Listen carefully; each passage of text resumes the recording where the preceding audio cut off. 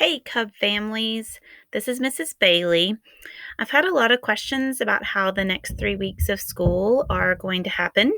So I wanted to give you guys some information about how that's going to work. So we got this the last 3 weeks of school this year. So this current week, May 18th through the 22nd, we will still continue to have our regular instruction online. For math, every day your student should be doing daily math, which is a word problem, as well as an addition and subtraction problem that is being done in their spiral notebook, as well as the online lessons for math. And this week, the topic is fractions.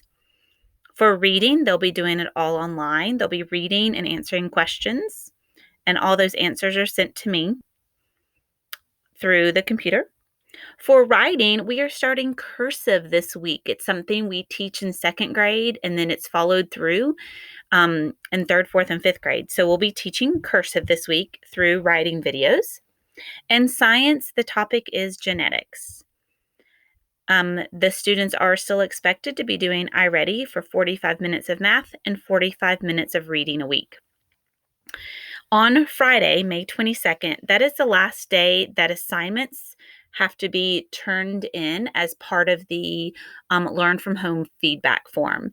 So make sure all of the assignments are completed and finished by Friday, May 22nd. The following week, May 25th through 29th, of course, the 25th is Memorial Day, so we have no activities for that day. That is a holiday. For the rest of that week, the 26th through the 29th, we will still continue to have online instruction. It just will not be part of the work that's turned in. So for math, there'll still be a daily math, which is the word problem, addition, and subtraction. And we're asking that you parents check their work. For reading, it'll be the end of year journal or the COVID journal. Both of those were mailed to you. So I'm hoping everyone has received that.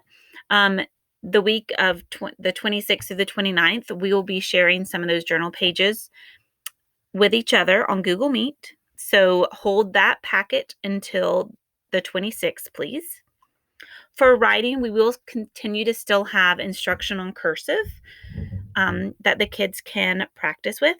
And then we also are going to have some great life cycle videos on for science.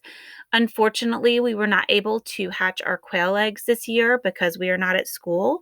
So the director of the 4-H is doing videos for us.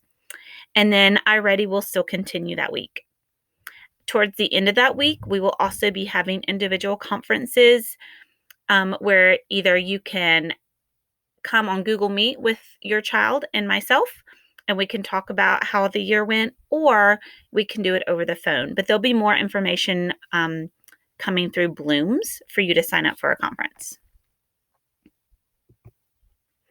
So our last week of school, we're almost there, is June 1st through 5th. We will still continue to have interactive activities on our Wakelet, and iReady will still continue the last week of school. During this week, we are also going to have a turn it all in and pick it all up day. This date is to be announced. We have not received all the information from the county as to our procedures for that, but just know it will happen sometime the week of June 1st through 5th, and you'll be getting more information as we get more information about that.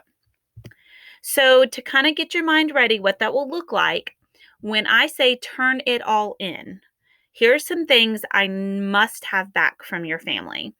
The Reading Street book that was given when we first started Learn from Home.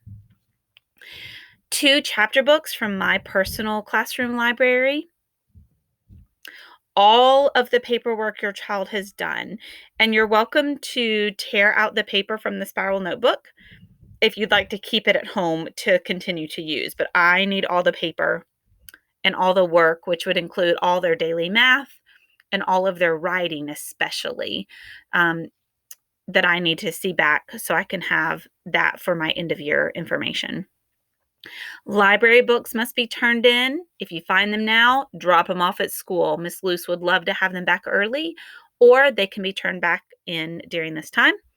And then, of course, the Chromebook and the power cord, if you checked one out from school, it must be returned, hopefully in the same condition it was picked up as this week. So those are some must-have things I'll need back this week.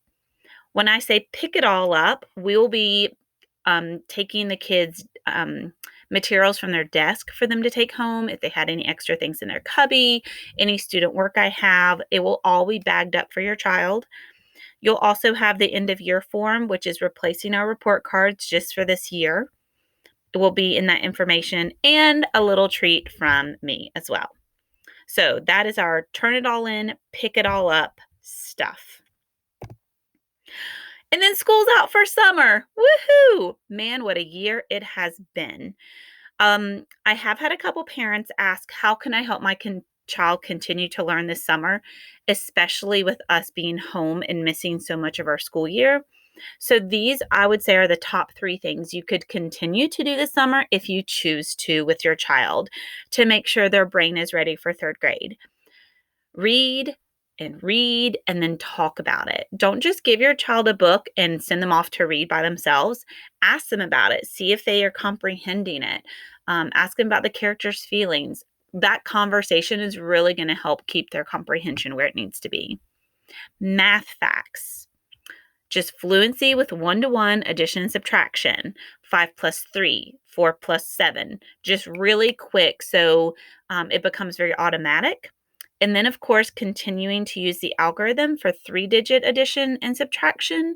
Using the algorithm, the up and down or adult version, they need to keep practicing that. They will be expected to know that when they go to 3rd grade next year. And we have been told at this point, iReady will still be available at least through July. So your child can still continue to learn through iReady lessons for reading and math. All right, I think that's everything. We can do this, everybody.